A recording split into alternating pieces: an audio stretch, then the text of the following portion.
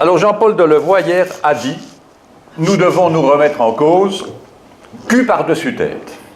Alors je propose que nous nous livrions à cette acrobatie, intellectuellement.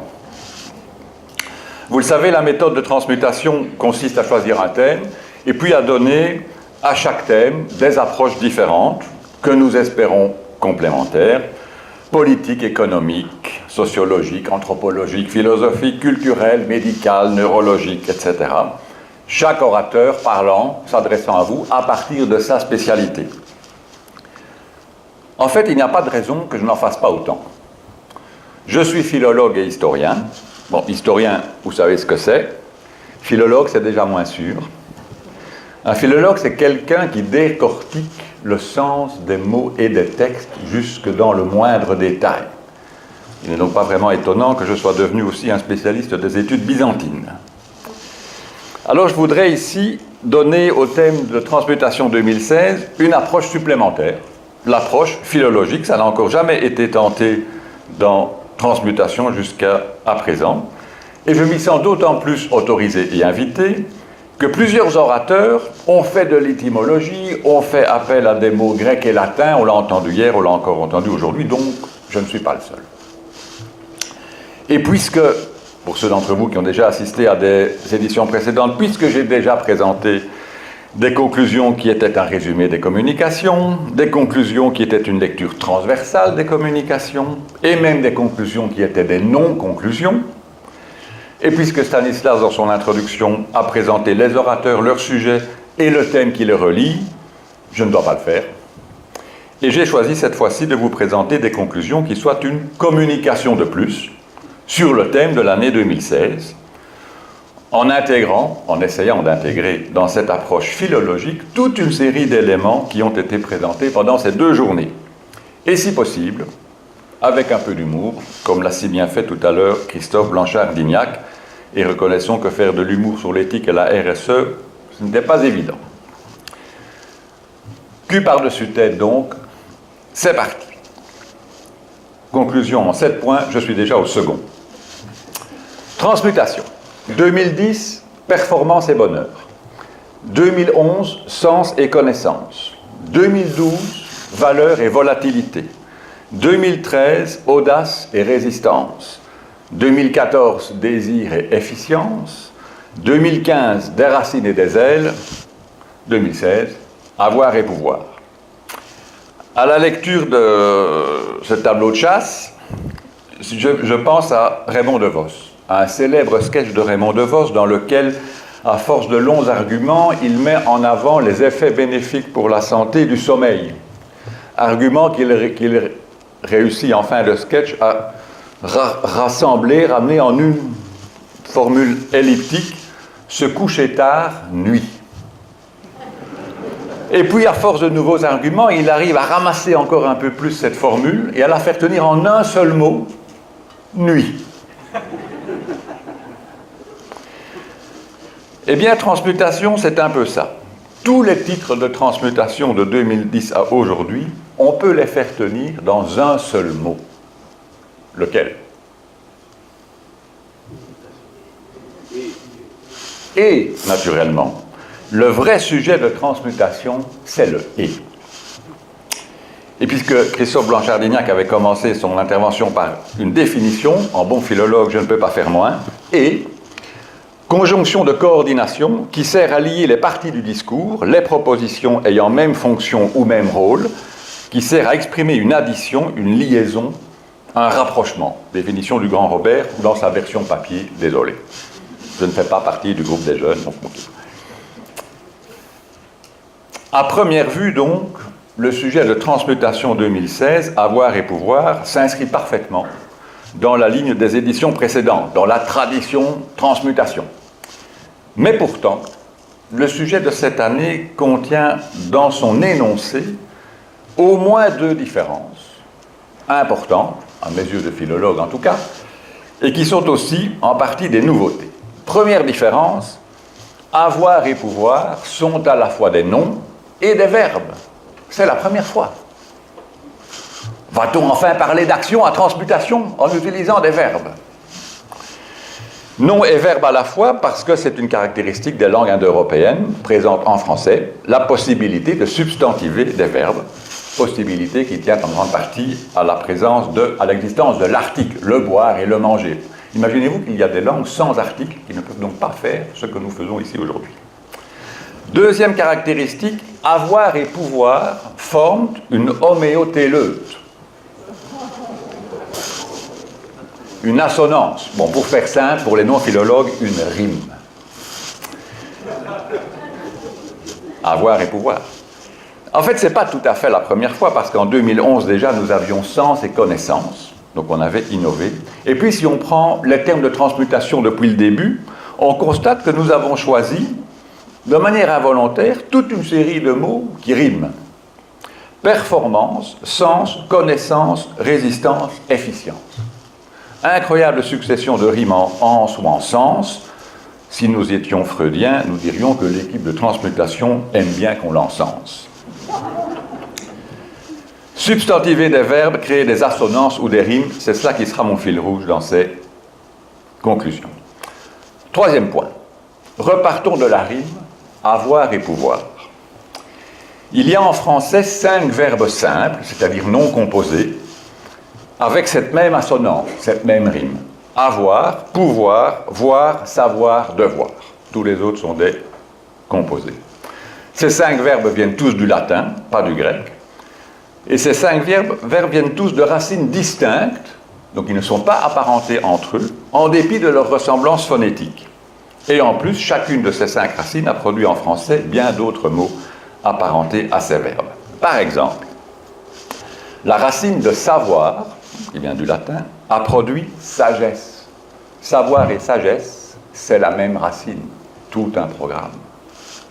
Ce qui donne donc tout son sens au célèbre slogan publicitaire brassicole, une bière brassée avec savoir se déguste avec sagesse. C'est le même mot. En néerlandais, parce que nous sommes en Belgique, bier met liefde gebrouwen, drink je met verstand. Avouez que la bière a un autre goût. Justement, le goût. Question de goût. Savoir et sagesse viennent de la même racine, ils viennent du verbe latin sapere, mais le premier sens de sapere en latin, ce n'est pas savoir, c'est goûter. La racine ayant donné aussi le mot saveur.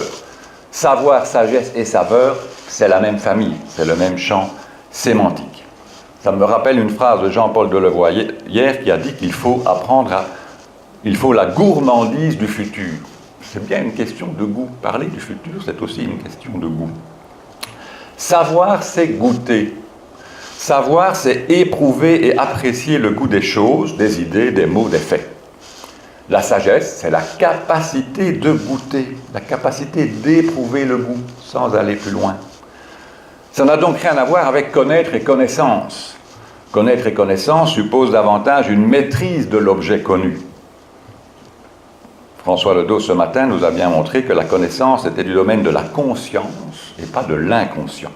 Suppose une maîtrise de l'objet connu.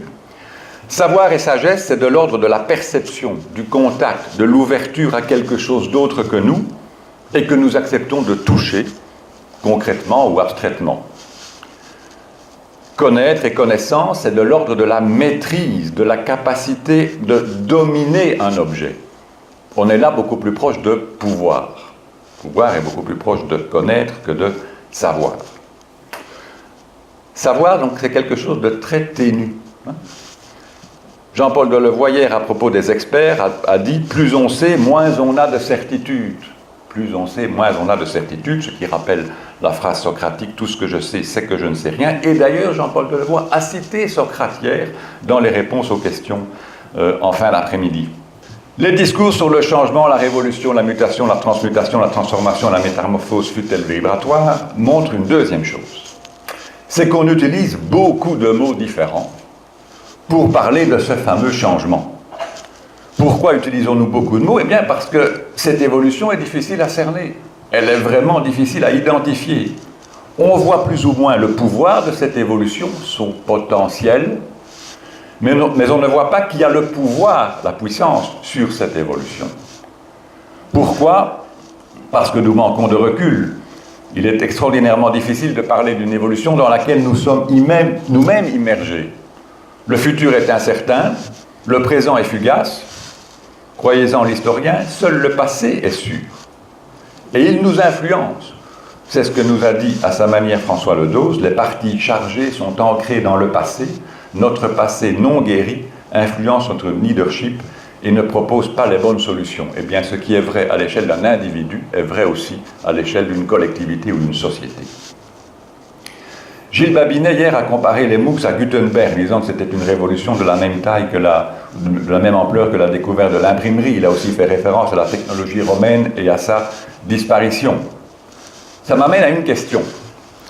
Qu'est-ce qu'un individu d'il y a 1000 ans ou 2000 ans penserait et dirait, surtout que dirait-il, puisque moi je suis un philologue, donc un homme de mots, s'il débarquait ici aujourd'hui?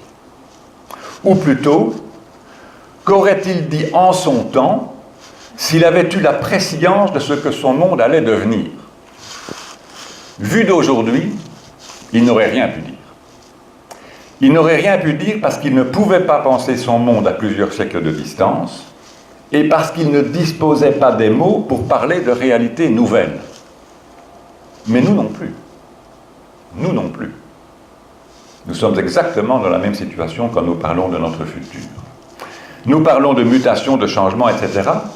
Mais si vous avez bien écouté, nous parlons surtout d'accélération du changement. Parce que cette notion d'accélération nous permet de penser un futur proche, limité à quelques décennies. Le tableau du développement du GDP en Afrique, montré par Gilles Babinet hier, s'arrêtait en 2030. Un avenir quasiment palpable. Et non seulement nous ne pouvons pas penser au-delà, mais en plus, nous ne pouvons penser ce futur qu'avec les mots dont nous disposons aujourd'hui. Même si un langage informatique commun est en voie de se développer, il faudra bien continuer à s'adresser aux individus en langue, sans métaphore néo-testamentaire ici. Même en MOOCs, les MOOCs utilisent les langues, même Salman Khan qui donne 200 millions de cours, même les ordinateurs de Sugata Mitra qui ont obligé les enfants indiens à apprendre l'anglais, comme nous l'a rappelé Gilles Babinet. Philippe Frémaux nous a rappelé que ESS, économie sociale et solidaire, c'est un concept franco-français, c'était son expression. Donc tout est ancré dans le terreau d'une langue. Christophe Blanchard-Dignac tout à l'heure a aussi fait allusion aux terminologies différentes selon les langues en matière d'éthique et de RSE. L'importance du sens et du sens des mots. Le premier des mots dont nous souffrons, ce sont les mots. Alors les dames diront peut-être que le premier mal dont nous souffrons, c'est le mal, mais le philologue dit le premier des mots dont nous souffrons, ce sont les mots. Nous ne pouvons parler des changements qu'avec les mots que nous avons, en opposant, et c'est ce qui a été dit pendant 2 jours, en opposant verticalité et horizontalité, opacité et transparence, fermeture et ouverture, pouvoir et perte de pouvoir, avoir et partage, tactique et stratégie, vision défensive et vision offensive, je reprends des expressions d'un peu tous les exposés. Ou encore, pour reprendre les couples de Vivray, passer du couple excitation-dépression au couple intensité-sérénité, de l'avoir plus à l'être mieux. Et peut-être que l'éthique, comme l'a rappelé Christophe Blanchard-Dignac, est la relation, l'équilibre entre l'être et l'avoir. François Ledos nous a rappelé ce matin qu'on a toujours tendance à voir le monde de manière binaire. C'est inscrit dans l'un de nos 3 cerveaux. Il vous précisera lequel. Mais il a aussi dit qu'on peut dépasser cela. Il est possible de dépasser cette binarité. On a aussi des oxymorons du type sobriété heureuse, utilisés par François Vivray. Chaque orateur a son lexique. Ils utilisent tous des mots différents. Alors parfois parce qu'ils parlent effectivement de choses différentes, mais aussi parfois parce qu'ils parlent de la même chose, mais sous des angles différents. Transmutation, c'est ça. C'est être capable de retrouver de l'unité dans cette diversité, un peu comme en Europe, l'unité dans la diversité. 7e et dernier point, les conclusions des conclusions. François Vivray a beaucoup insisté sur la situation d'abondance d'informations dans laquelle nous étions aujourd'hui suite à la révolution du numérique. Jean-Paul Delevoye a également parlé d'abondance d'informations, mais de perte du sens critique. Alors soyons critiques et apprenons à utiliser les mots pour ce qu'ils sont. Des conventions, certes, mais des conventions qui expriment notre rapport au monde et nos valeurs. Dans l'exposé de Blanchard-Dignac, on a bien vu que les expressions différentes qu'il y avait des expressions différentes dans la culture européenne et dans la culture nord-américaine en matière d'éthique des affaires et de RSE. Vivray nous a rappelé ce matin qu'il faut être suffisamment bien structuré dans ses valeurs et ses repères pour pouvoir bien utiliser les nouvelles technologies. L'importance des valeurs. Les valeurs passent par les mots.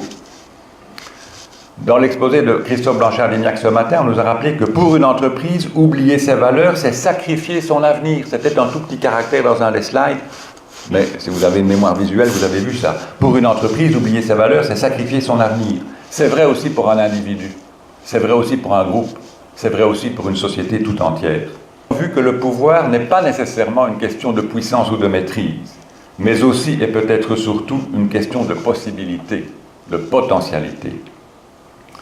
Nous avons vu que nous pouvons développer de nouveaux chemins dans notre cerveau et en faire une seconde nature. Nous pouvons sortir des conditionnements du passé pour aboutir à un autre leadership et par là à un autre rapport au pouvoir. Nous avons parlé aussi de savoir, de connaissance, de compréhension, d'intelligence. Savoir, c'est goûter, éprouver les choses. Connaître, c'est maîtriser les choses par la science que l'on en a. Comprendre, c'est mettre ensemble des choses différentes pour construire une vision plus globale. Et enfin, l'intelligence, c'est lire entre les lignes. Interléguer, c'est lire entre les lignes, voir à travers la surface des choses, aller au-delà de l'apparence pour accéder au sens profond des choses. Jean-Paul Delevoye nous a demandé si chaque jour nous passions du temps pour nous demander ce qui était artificiel ou essentiel pour nous. Patrick Vivray nous l'a rappelé, l'intelligence c'est aller à l'essentiel des choses, ça a été dit ce matin.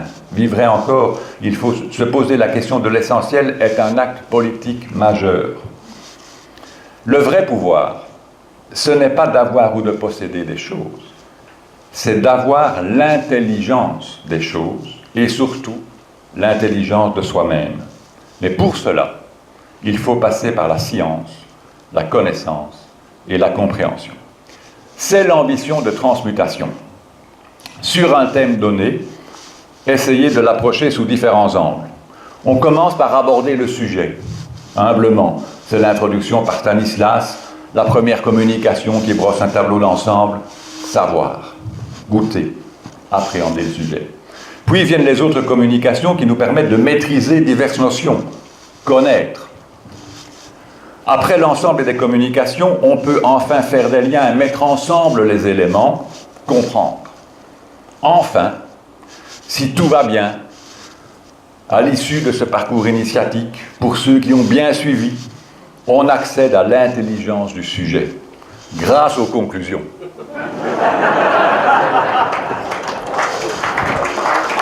Bon, bien sûr, c'est l'ambition, pas nécessairement la réalité. Mais ça, c'est l'arbitraire du signe linguistique dont je profite ici. Bien sûr, c'est exigeant. Tiens, l'exigence, encore une rime en anse. Ce qui s'est passé ici hier et aujourd'hui, c'est une question de pouvoir, mais de pouvoir au sens de possibilité, de potentialité. Tout cela est possible, tout ce que nous avons fait ensemble est possible, grâce à la qualité des orateurs et à la qualité du public.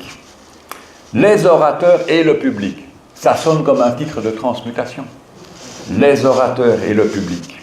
Si ça sonne comme un titre de transmutation, alors nous, les organisateurs, nous ne sommes que des interfaces, une plateforme, pour reprendre un terme, entre les orateurs et le public, entre les orateurs et vous. En fait, et je reviens au début de mes conclusions, nous ne sommes que le « et » entre les orateurs et vous. Le vrai sujet de transmutation, c'est le « et ». Alors, merci à tous et à l'année prochaine.